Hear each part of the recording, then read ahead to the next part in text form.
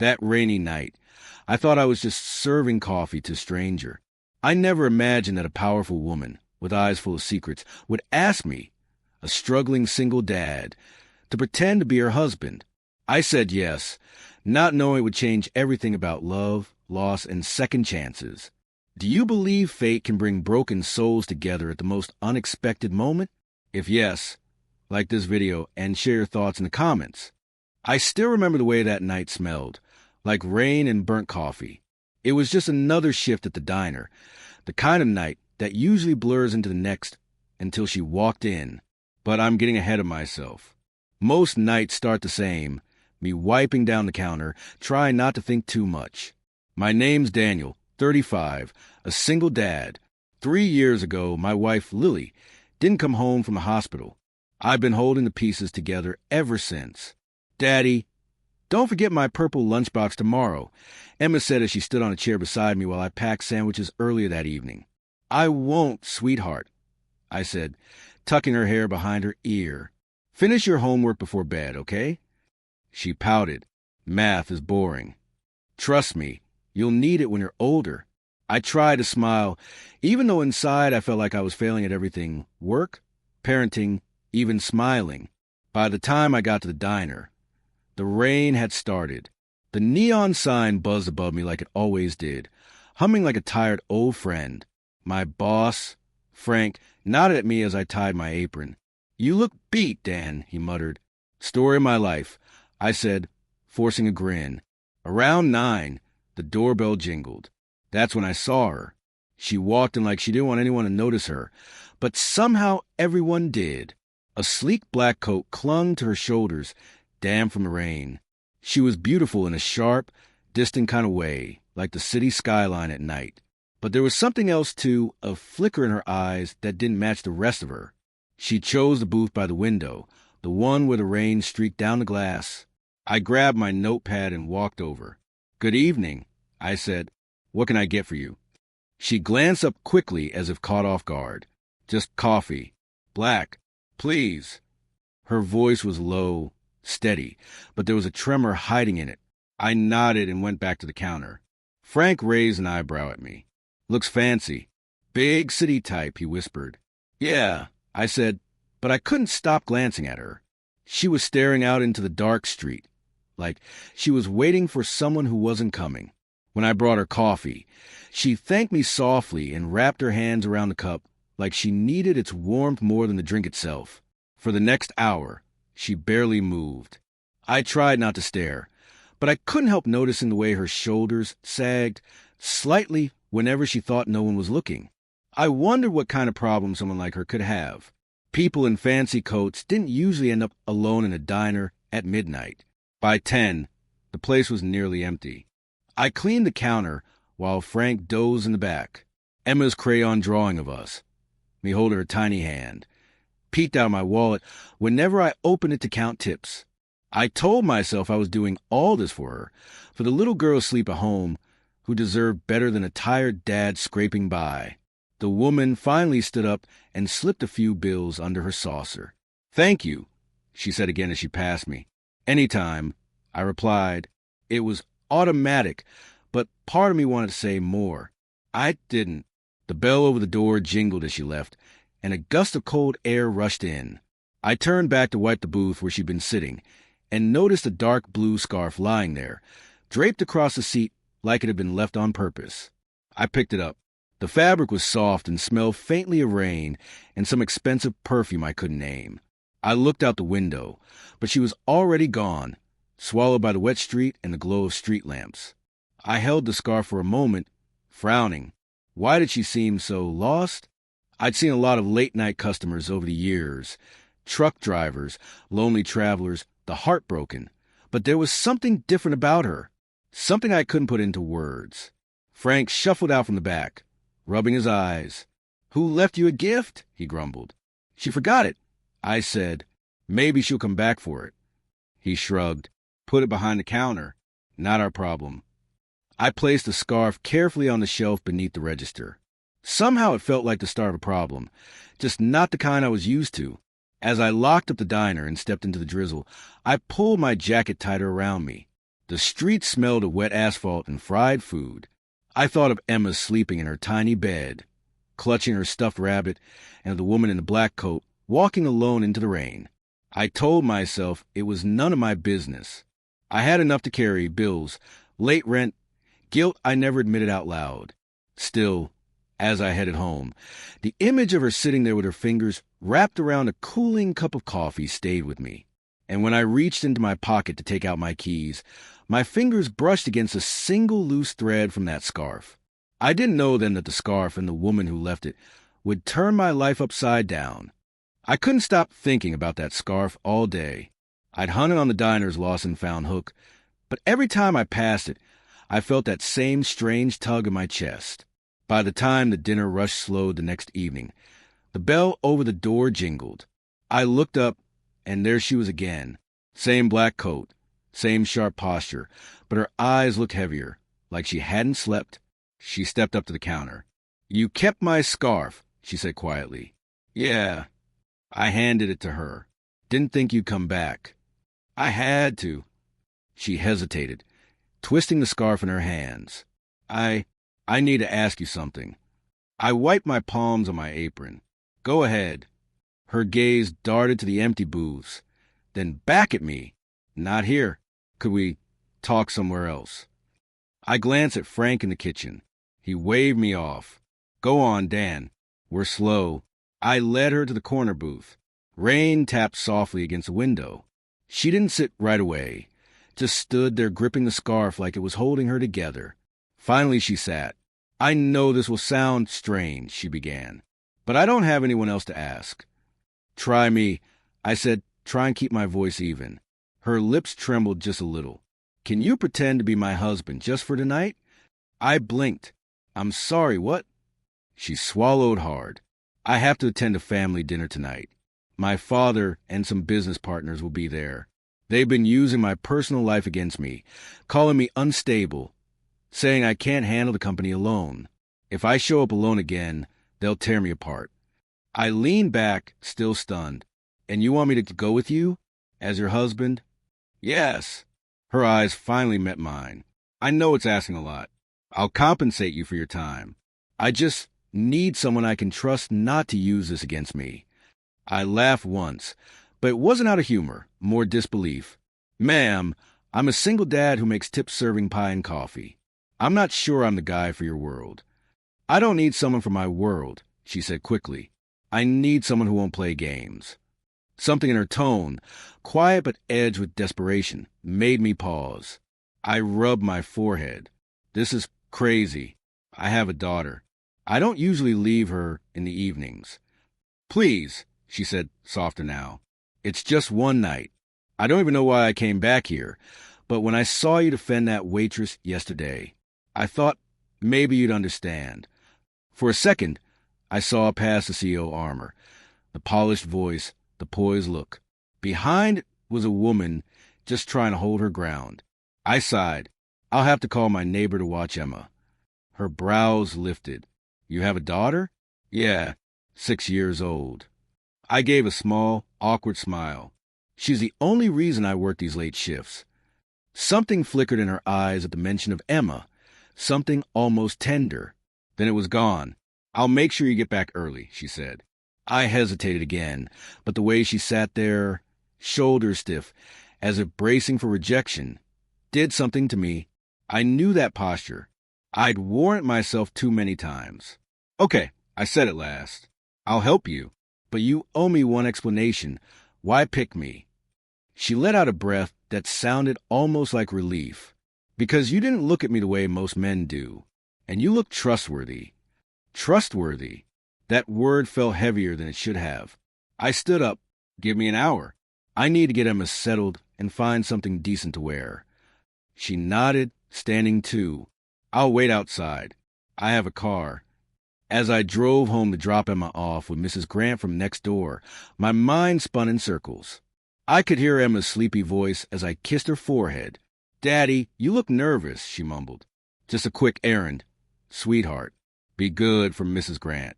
On the way back, the rain had turned into a fine mist. I kept wondering what I was doing. Pretending to be someone's husband? Me? A guy who still missed his late wife every night? When I returned to the diner, she was waiting by a sleek black car, the scarf wrapped tightly around her neck. I straightened my borrowed tie and tried not to look as out of place as I felt. As I reached the car, she opened the door and said, almost in a whisper, "Thank you, Daniel." I nodded, sliding into the passenger seat, my heart thudding against my ribs. Something about her eyes in the dim streetlight, like a storm about to break, made me realize this night wasn't going to be simple. The car glided through the city streets, rain streaking across the tinted windows. I sat stiffly beside Ava, still feeling the knot in my tie strangling me. I cleared my throat. "So, do I need to know anything before we walk in there? A backstory? How we met or something?" She didn't look at me. Her hands rested tight on her lap. "Just be yourself. But tonight, you're my husband, Daniel Hayes. We met at a charity event. We've been together for a year." "A year?" I echoed, trying to sound calm. "Got it. Any other details I should memorize before your father grills me?" Her lips pressed together. "He won't care about details. He only cares about power. Just don't let him see you flinch." The way she said it made me wonder how many times she'd had to stand in that man's shadow. I nodded, though my palms were already damp. When the car stopped, the driver opened the door for her first. I stepped out after her and felt instantly out of place. The restaurant's entrance was framed with golden light, and the guests who passed us were all dressed like they'd stepped out of a glossy magazine. I leaned toward her. "Are you sure they're going to buy that I belong here?" "You belong wherever you stand," she murmured, her eyes forward. Then she added, softer, "Thank you for coming." Her words shouldn't have mattered as much as they did, but somehow they steadied me. Inside, the place glittered glass chandeliers, soft jazz, the scent of wine and expensive perfume. A waiter led us to a long table where several people were already seated. Their conversations hushed as we approached. A tall man at the head of the table turned his gaze on us. His hair was silver, his expression carved from stone. I didn't need to ask. This was her father. "So," he said, eyes sliding over me like I was some oddity, "you finally brought someone. A husband." "Yes, father," Ava said evenly, slipping her hand lightly into the crook of my arm. "This is Daniel." I gave a small nod. "Good evening, sir." He didn't bother to respond, just gestured for us to sit. I felt the weight of every stare at that table as we did. A man across from us, sharp suit, too slick smile, leaned forward. "Interesting choice, Ava," he said. "Didn't expect your husband to be so down to earth." The comment was meant to sting. I saw Ava's fingers tighten slightly on her wine glass. I forced a small smile. "Down to earth is just another way of saying real, isn't it?" "I'll take that as a compliment." A few people chuckled. The man's smile thinned. Ava's father finally spoke. "Tell me, Daniel, what do you do?"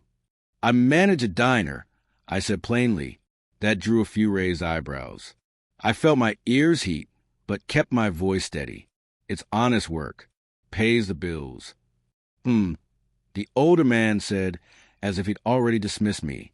I caught Ava's quick glance toward me, almost an apology. I gave her the slightest nod. I wasn't here to impress them. Dinner moved on. Small talk about business deals I barely understood, the occasional jab from the man in the slick suit. I kept my replies brief, but I could feel the tension tightening around Ava with every remark. Finally, when the man across from us laughed and said, "Well, at least you found someone simple enough not to get in her way," something in me snapped. I set my fork down and looked straight at him. "You know, it's funny. People who've never had to worry about putting food on the table usually call others simple. But sometimes the simplest things, like respect, are the hardest for them to understand." The table went silent. For a heartbeat, I wonder if I had just made a terrible mistake. But then I saw it. Ava's eyes softened just a flicker before she turned her face back to her glass. Her father said nothing, only gave a curt nod as if acknowledging I had a spine. The man across from us shifted in his seat, suddenly fascinated by his plate. I let out a slow breath and went back to eating. My heart was hammering, but I didn't regret it. As the evening wore on, I noticed how Ava's shoulders relaxed ever so slightly. She even smiled once when one of the partners complimented the company's latest project. It wasn't a bright smile, more like a small crack in a wall, but it was there. When dinner finally ended, we made our way back to the car. The city's lights blurred in the rain, and the quiet between us felt heavy but not hostile. She broke it first. Back there, thank you. I wasn't expecting you to speak up like that. I shrugged, though my chest still felt tight. I don't like seeing people being treated like they don't matter, especially you. For the first time, her voice wavered. You have no idea what that means to me. I glanced at her profile as the streetlights slid across her face. You carry a lot more than you let on. She didn't answer right away. Then, almost a whisper, maybe one day I'll tell you about it. The rest of the ride was quiet, but it wasn't the same kind of silence as before. It felt fragile, like something that had shifted, even if I couldn't name it. When she asked last night if we could talk again soon, I thought it was just politeness. But the next afternoon, as I wiped down the counter of the diner, she walked in. No black coat this time, just a simple cream sweater and jeans that somehow made her look more human. She stood by the booth near the window and said, "Do you have a break? I could use some coffee and maybe a conversation." I checked the clock. Yeah, 10 minutes won't get me fired. I poured 2 cups and joined her. The rain from last night had given way to soft sunlight, streaking the window and catching the strands of her hair. For a moment, we just sipped in silence. Then she set her cup down and said quietly, "You were right. I do carry more than I let on." I waited. I'd learned that sometimes the best way to help someone talk is not to rush them. She looked out the window, fingers tracing the rim of her cup. 3 years ago, I was engaged. His name was Ethan. We were driving back from a charity event late at night. A truck ran a red light. Her voice faltered. He didn't make it. I felt something tighten in my chest. I didn't speak, just let her keep going. My father said it was a sign I wasn't meant for a normal life, that I should bury myself in work. And I did. I thought if I stayed busy enough, I wouldn't feel it anymore. She let out a bitter laugh. Turns out grief doesn't care about deadlines. I shifted in my seat, my hands clasped together. "I'm sorry. I know words don't fix it." She gave a small nod. "It's strange. Last night, when you stood up for me, it felt like, for the first time in years, someone saw me as more than the CEO who needs to prove herself." Her words stirred something deep in me. I stared into my coffee, watching the ripples. I lost someone too. My wife, Lily. Complications after Emma was born. I kept thinking if I'd noticed sooner, if I'd done something different, maybe she'd still be here. Ava's eyes softened.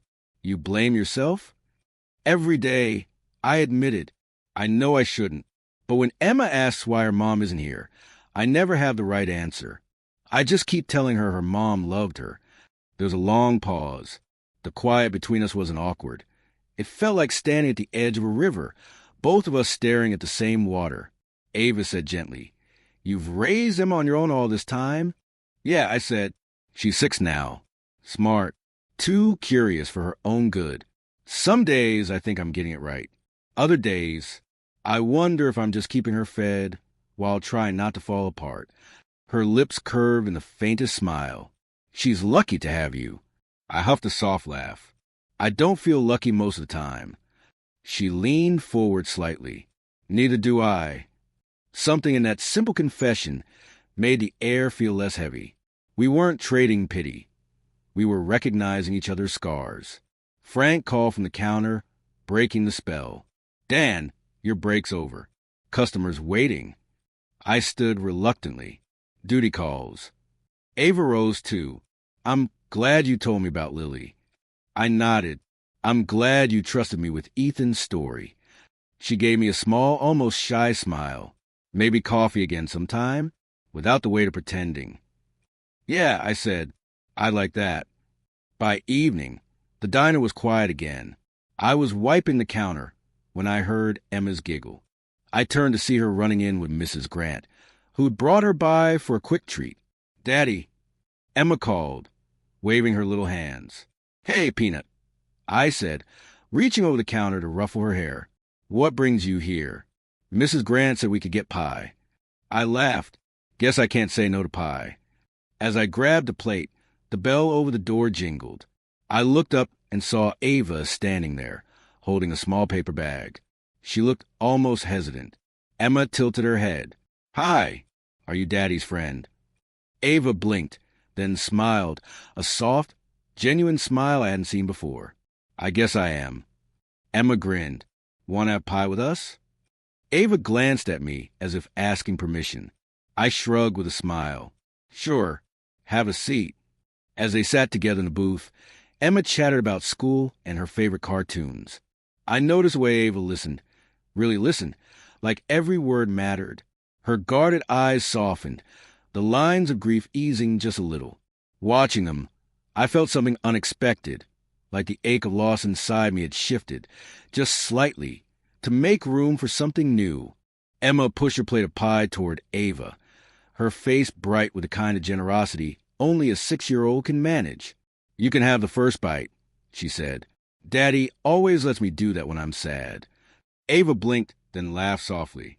Thank you, Emma. That's very kind. I leaned against the counter, trying to hide a smile.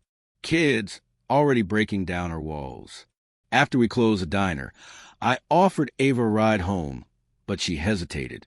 Actually, she said, glancing at Emma, if you don't mind, maybe we could all grab a real dinner?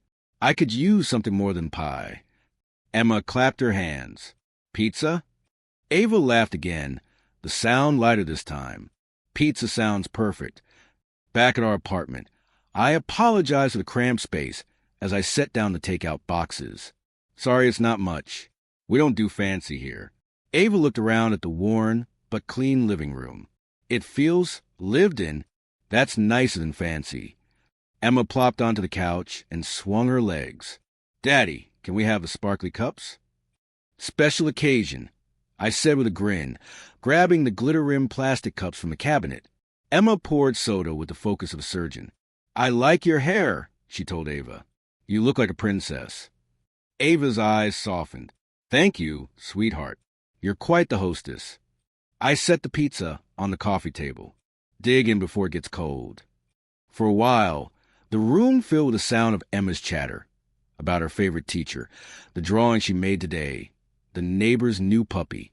Ava listened like every word was important, nodding and asking gentle questions. I watched her, noticing how her expression shifted, how something warm flickered behind her eyes each time Emma laughed. She's not just being polite. It's like Emma's laughter is pulling her somewhere she hasn't been in a long time. At one point, Emma looked at me with that mischievous spark I knew too well. Daddy, she asked, is Ava your friend or your special friend? I nearly choked on my soda. She's the friend. A good one. Ava chuckled, but there was a faint blush on her cheeks. I'm honored to be a good friend. Emma tilted her head, unconvinced. You smiled at Daddy a lot. I cleared my throat. Okay, Peanut, let's focus on eating before the pizza gets cold. Emma giggled and took another bite, clearly pleased with herself. After dinner, Emma brought out her worn-out storybook and asked Ava to read. I watched as Ava settled on the couch beside her, reading with a surprisingly gentle tone. Emma leaned against her like she'd known her forever.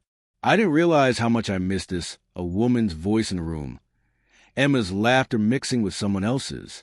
For the first time in years, this apartment doesn't feel like just a place to sleep. It feels like a home.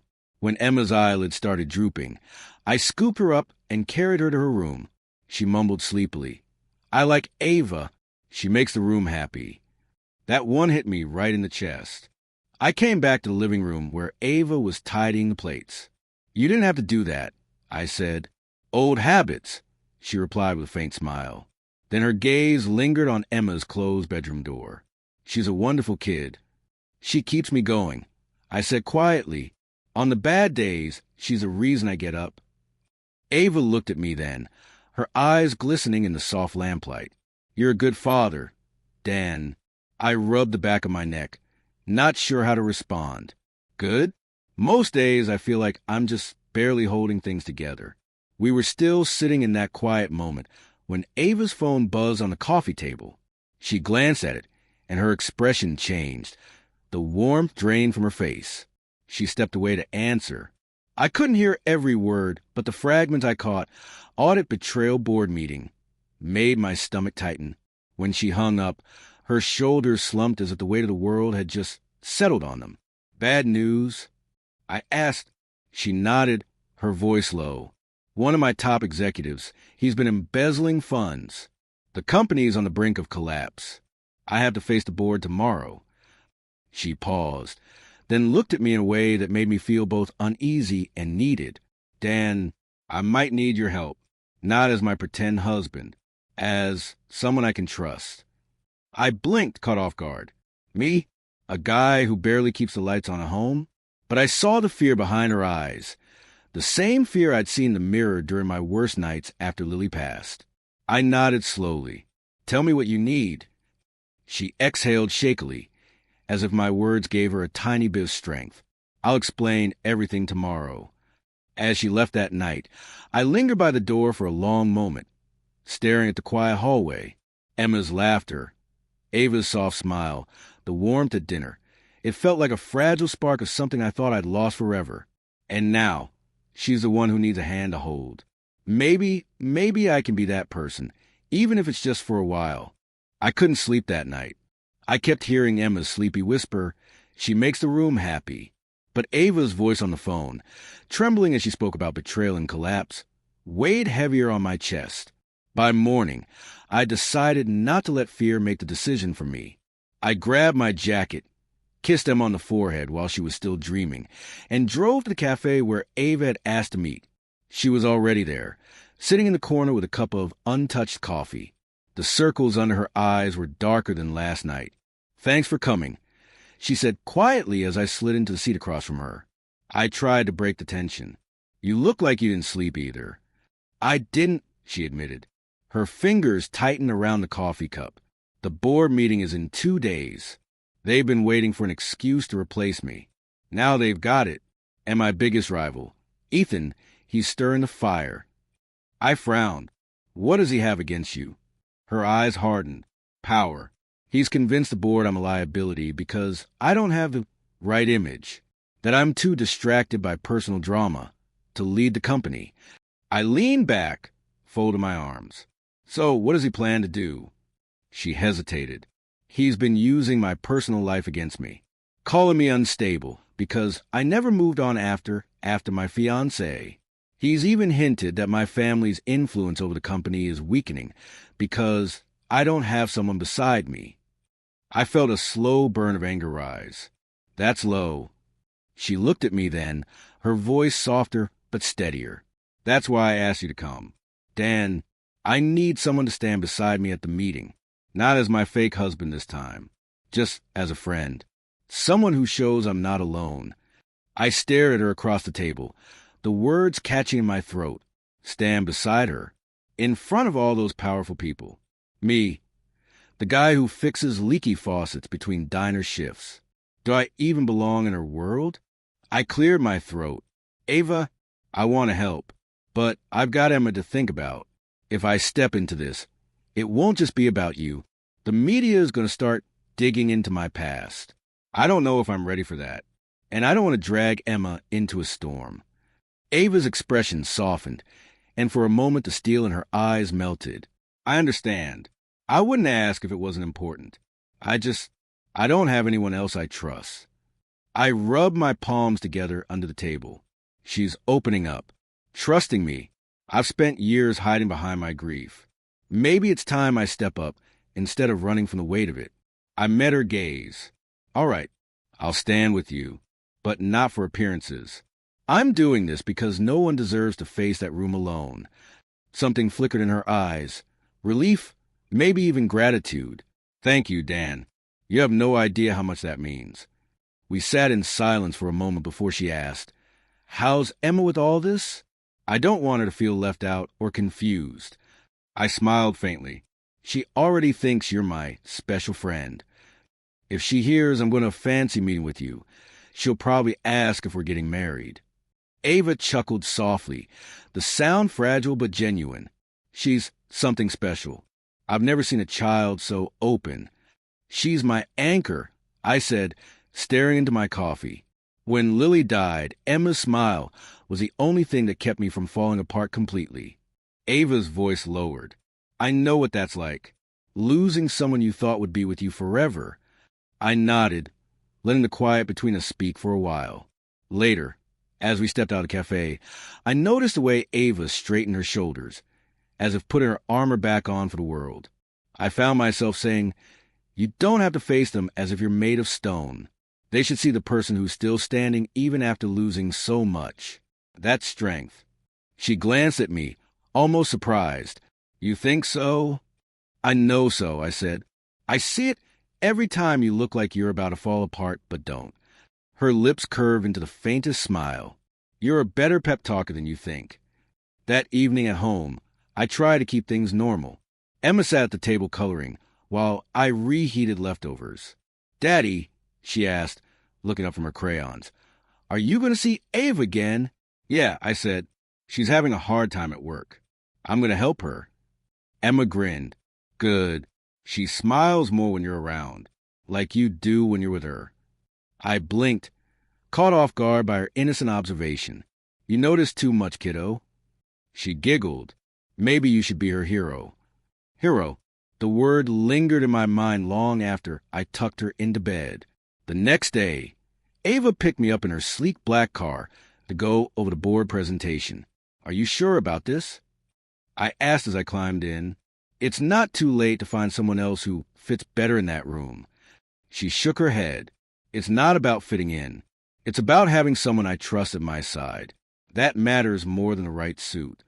Her words sat heavy in my chest. Trust. I haven't heard that from anyone outside of Emma in years.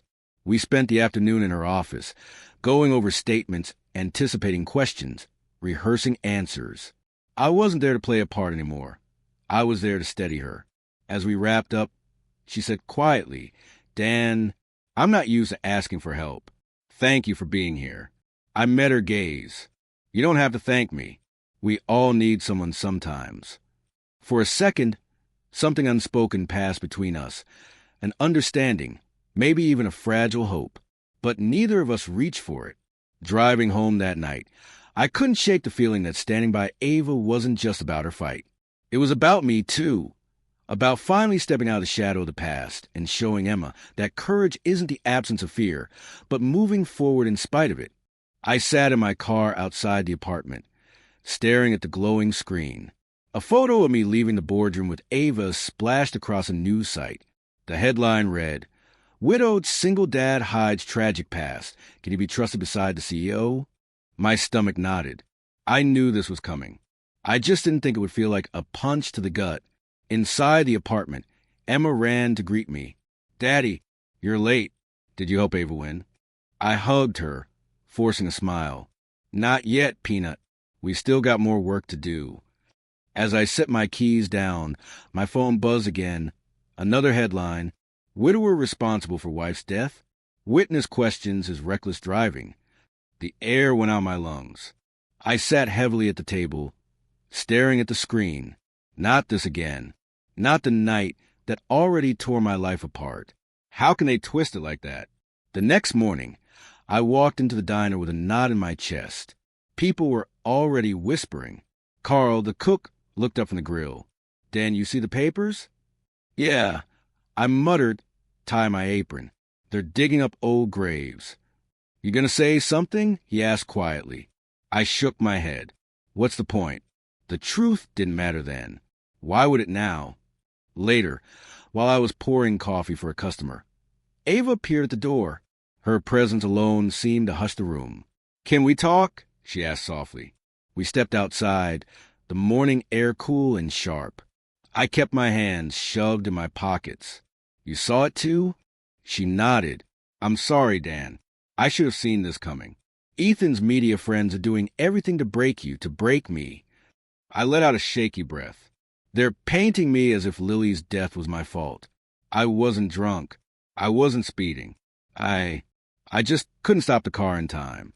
But they don't care about that. Ava's voice softened. You don't have to explain yourself to them. I shook my head. I still wake up hearing the sound of the crash. Part of me always wondered if I could have done something different. And now the whole world thinks I was reckless. She stepped closer, her eyes steady on mine. You're not the man they're trying to make you out to be. I know that. Emma knows that. Her words hit deeper than I expected. She believes me, even when I can't forgive myself.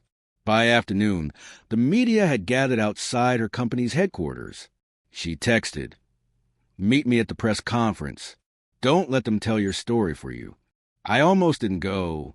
My hands trembled as I buttoned my shirt. If I stand there, I'll have to face all of it, the questions, the stares. But maybe it's time to stop hiding. The press conference room was buzzing with cameras and murmurs.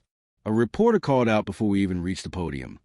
"Mr. Carter, were you driving recklessly the night your wife died?" I froze, every muscle locked. Ava stepped forward before I could speak. "Enough," she said, her voice cutting through the noise. "I know Dan. He's a devoted father who has endured more than most people could bear. Twisting his tragedy for headlines is cruel and shameful. I stand by him, not just as a colleague, but as a friend." Her words silenced the room for a heartbeat. I stared at her, my throat tight.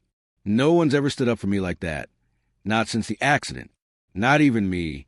Another reporter asked, "Do you believe having him beside you helps your image?" Ava's jaw set. This isn't about image. It's about trust. The kind of trust that can't be bought or faked. I looked down at my hands, feeling something crack open inside. Trust. I thought I'd buried that word with Lily. Maybe I was wrong. On the drive back, Ava glanced at me from the passenger seat. "You don't have to thank me," she said. The truth needed to be said. I kept my eyes on the road. Still, hearing someone say out loud, it's like I can breathe again. She smiled faintly. "Good. You deserve that." That night, Emma curled up beside me on the couch while I flipped aimlessly through channels. She rested her chin on her knees and asked in her small, curious voice, "Daddy, do you think Ava could be part of our family one day?" I froze, the remote slipping from my hand. Her question felt like a stone dropped into still water, sending ripples through my chest. I looked at her wide, trusting eyes, but no words came out. Family. I thought that chapter of my life was closed. I don't even know if I'm ready to open again. I ruffled her hair, instead, and forced a small smile. "It's late, Peanut. Time for bed." She padded off to her room, leaving me alone with the thought I couldn't shake. What if she's right? What if after all the shadows, there's still a chance for light? I stayed in the dark living room long after Emma had gone to bed, her question echoing in my head. Could Ava really be part of our family one day? The thought scared me as much as it warmed me. When my phone buzzed, I hesitated before picking it up. A text from Ava. Board meeting ended early. I could use some quiet and maybe some company. My thumb hovered over the screen. Then I typed back, "Come over. Emma's asleep. I'll make tea." An hour later, the knock on the door was soft, almost uncertain. I opened it and found Ava standing there in a simple cardigan and jeans. No CEO armor tonight. Her smile was small but real. "I hope I'm not intruding." "Not at all," I said, stepping aside. "Come in. Just keep your voice down. Emma's out like a light." She slipped off her shoes, glancing around our modest living room. "I like it here," she said quietly. "It feels safe." I busied myself in the kitchen, boiling water. Safe is all I've been aiming for these last few years. We sat at the small table, each with a steaming mug. For a while, neither of us spoke. The hum of the fridge and the soft tick of the wall clock filled the silence. Finally, Ava said, "You know, I've never really talked about my fiancé." I looked at her. Her eyes were fixed on her tea. "You don't have to," I said gently. "No, I think I do." She drew a shaky breath. "People said time would heal it, but I just buried it under work. I thought if I kept moving, I wouldn't feel the hole he left. But standing at that press conference today, I realized I never let myself grieve. I swallowed hard. I thought I'd made peace with losing Lily, but I still wake up some nights, hearing the crash in my head. Guilt's a stubborn thing. Her gaze met mine, soft but unflinching. Do you ever wonder if healing means forgetting? All the time, I admitted, but tonight, watching you stand up for me, I think maybe it isn't about forgetting. Maybe it's about learning to build something new on the pieces that are left. For a moment, we just sat there, the weight of unspoken things hanging between us. Then I found myself telling her things I hadn't even told my therapist.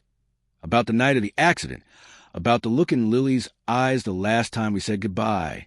Ava listened, not with pity, but with quiet understanding. She wiped a tear from her cheek and gave a small laugh. Look at us, two broken people comparing scars. I smiled despite the ache in my chest. Maybe that's how broken people heal. Together. The clock chimed softly in the corner. I glanced toward Emma's room. You know, she asked me something tonight. Oh. Ava tilted her head. She asked if you could be part of our family someday. Ava's eyes widened, then softened. Kids see things we're too scared to admit. I shrugged, feeling my throat tighten. I told her it was late and she should go to bed. Truth is, I didn't know what to say. Ava looked down at her hands. I wouldn't know what to say either. But hearing it makes something inside me ache in a good way. The kettle on the stove clicked as it cooled. I noticed the way the lamplight caught the strands of her hair, the way her shoulders finally looked less tense. For the first time, I felt the heaviness in my own chest loosen. I said quietly, I don't think love replaces what we lost. I think it just makes room for something new. She gave a slow nod, her voice barely a whisper. I'd like to believe that. Later, as I walked her to the door, she paused on the threshold. Thank you for tonight, she said, for letting me just be here. Thank you, I replied, for standing by me when you didn't have to. Her eyes lingered on mine for a heartbeat longer than necessary. Then she smiled a little sadly and left. I locked the door and leaned against it, closing my eyes. Maybe Emma's question wasn't as impossible as I thought. Maybe we're all just looking for a home to belong to, even if it's not the one we first dreamed of. The hope that stirred in my chest was fragile, like the first green shoot after long winter. I held on to it as I turned off the lights and headed to bed. The moment we stepped into Gala Hall, I felt Ava's hand tremble just slightly on my arm. The chandelier light caught the edge of her silver gown, but her eyes were steady until she saw Ethan across the room. I leaned closer. You okay? She forced a thin smile. I've been ready for this all day. I just hope you are. I swallowed the knot in my throat. I'm just a mechanic and a single dad. But tonight, I have to be more than that. The gala was a swirl of glittering dresses and sharp suits. Cameras flashed as we walked toward the long marble staircase. People turned to look, some curious, some judging. I felt their eyes on me like pinpricks, but I kept my head up. Halfway through Ava's speech about rebuilding her company, Ethan stepped forward with a grin that made my stomach tighten. He raised his glass.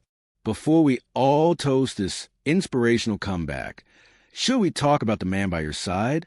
Quite the fairy tale, isn't it? Our beloved CEO pretending to be married to a broke single father to save her image. A hush rippled through the hall. Ava froze. I could see her chest rise as if she were bracing for a blow. I heard whispers. Is that true? Scandalous. Typical power play. I stepped up beside her before she could speak. Yeah, I said, my voice louder than I meant. The whispers stopped. It started as a business arrangement. I was just a guy trying to keep my daughter fed. Ava needed someone to stand by her in public. That's the truth. Ethan smirked, as if he'd already won. I took a breath. My hands were shaking, but I didn't hide them. But that's not the whole story, I continued.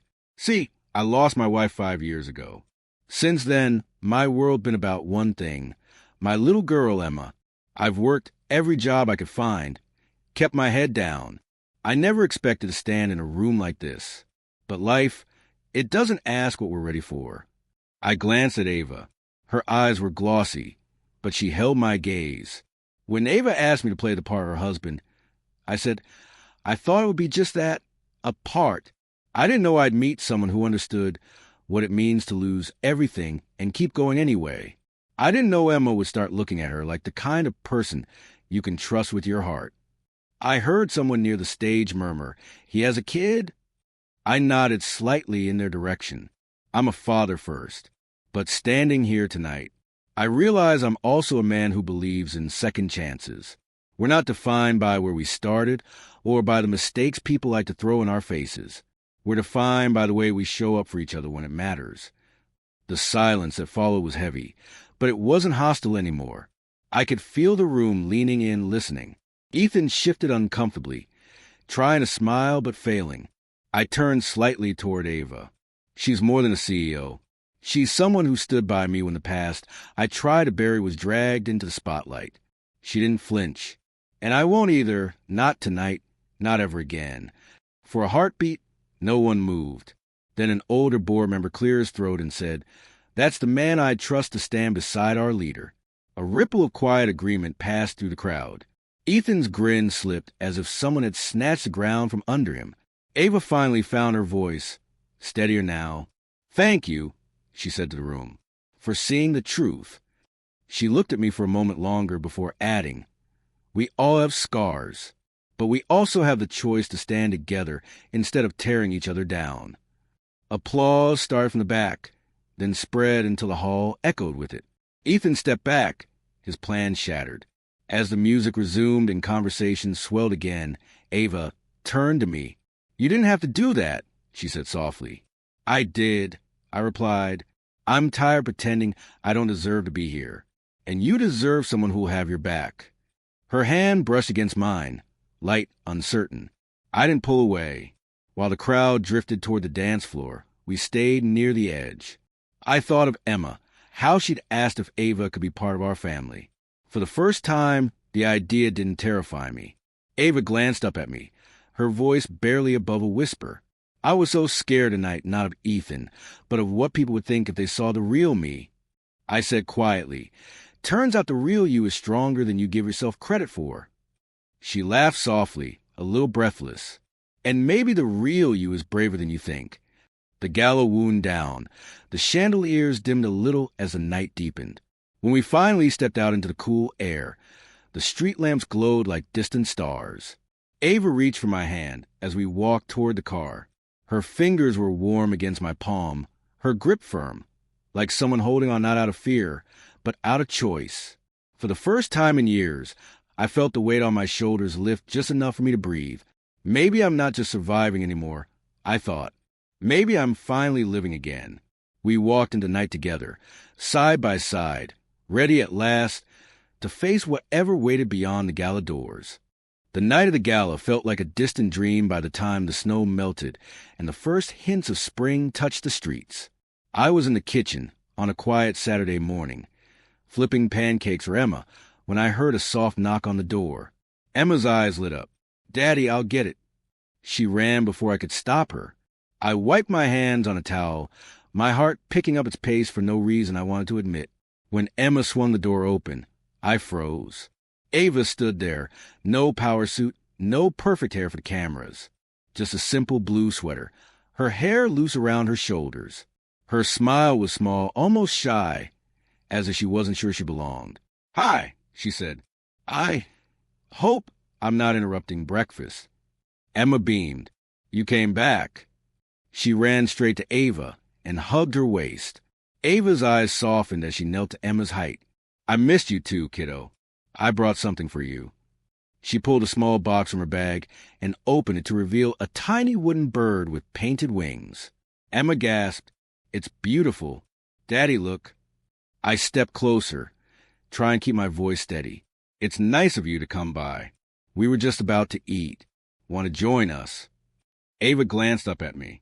For a moment, I thought I saw the old hesitation in her eyes, the one she always carried when she stood in front of a crowd. But then she nodded.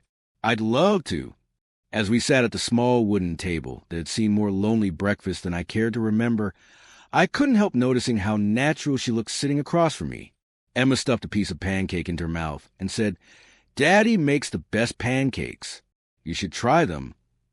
Ava laughed softly, the sound lighter than I'd ever heard from her. I don't doubt that. We ate in a comfortable silence for a while. The morning light streamed to the curtains, touching her face in a way that made her look almost fragile. I caught myself staring and quickly looked down at my plate. Careful, I thought. Don't start imagining things that aren't there.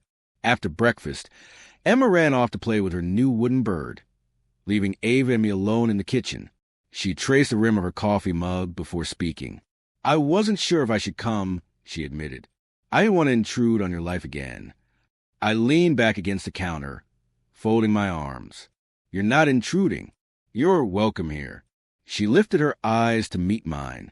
I've been thinking a lot about what you said that night at the gala, about second chances. Her voice trembled just slightly, enough to pull me in. I realized, she went on, I spent so many years trying to prove I was strong enough to stand alone. I never let myself want more. A home, a family. I didn't even know if I deserved it. I didn't trust my voice right away, so I let the silence sit between us. I could hear Emma humming to herself in the next room. Finally, I said quietly, we've both been carrying ghosts for a long time, but maybe it's okay to put them down. Ava's lips curved into the faintest smile. That's why I'm here. I don't want to just visit anymore. I want to be part of this, your life, Emma's life. Not as the CEO everyone talks about, just as me. Her words sank in slowly, like sunlight breaking through clouds after a long winter. I swallowed the lump in my throat. You're sure about this? It's not always going to be easy. We're still a little messy. I don't mind messy, she said softly. At that moment, Emma came skipping back, holding the wooden bird. Daddy, she said, looking at both of us, can Ava stay for movie night? We have popcorn. Ava laughed, her eyes glistening just a little. I'd love that. Emma clapped her hands. Then it's settled. You have to stay. I couldn't help but chuckle. Looks like you've been officially recruited. Ava glanced at me, her expression warm but cautious, as if waiting for my final word. I nodded slowly. Stay, please. That evening, the three of us sat on the old couch, wrapped in a single blanket. Emma fell asleep halfway through the movie, her head resting against Ava's shoulder. I watched them, feeling something shift deep inside me. It wasn't the sharp, aching grief that used to live there. It was something steadier, like the first roots of a tree pushing into the soil after a long storm. Ava noticed me watching and whispered, "What is it?" I shook my head with a small smile, just realizing this doesn't feel like pretending anymore. Her eyes softened, and for a moment, neither of us looked away. Later, after I carried Emma to her room, I returned to find Ava still on the couch, her hands folded in her lap. She looked up at me. Thank you for letting me in. I took a slow breath. Thank you for wanting to be here.